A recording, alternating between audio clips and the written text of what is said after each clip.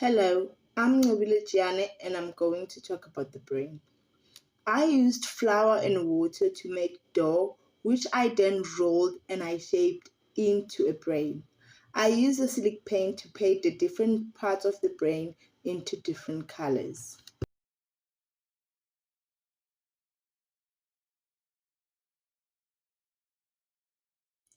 The brain consists of four lobes: the frontal lobe, the parietal lobe, the temporal lobe, and the occipital lobe.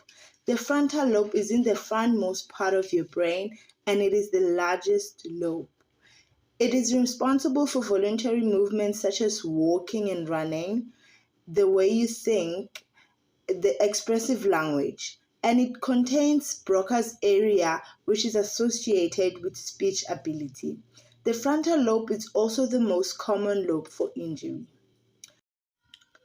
The temporal lobes sit behind the ears and is the second largest lobe. Its function is managing your emotions, processing sensory input, storing and retrieving memories. It is responsible for hearing and for smell and for face recognition and object recognition.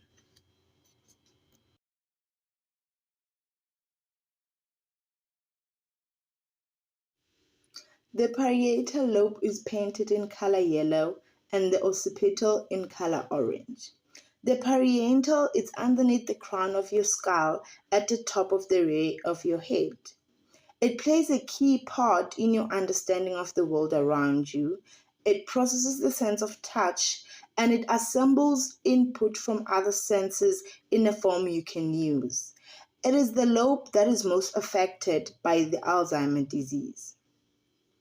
The occipital lobe is at the back of your skull, and if it is damaged, this may cause blindness. It is responsible for vision and color determination and distance and depth perception.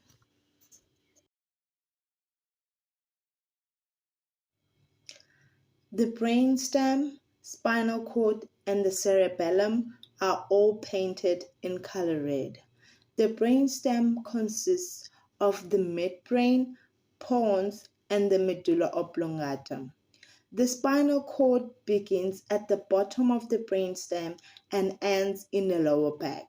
It sends motor commands from the brain to the body. The spinal cord is S-shaped in order to provide support to the body.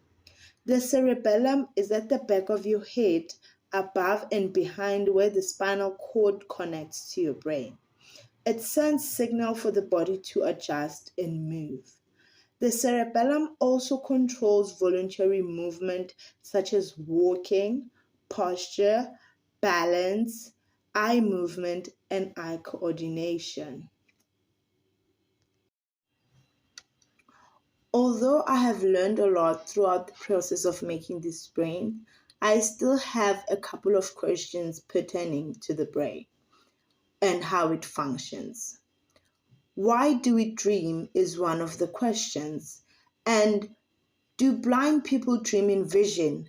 And if so, what kind of vision is it because they have no sense of vision? One aspect that I have learned in terms of growth mindset is make mistake. Making mistakes is okay and it's how you learn and how you grow.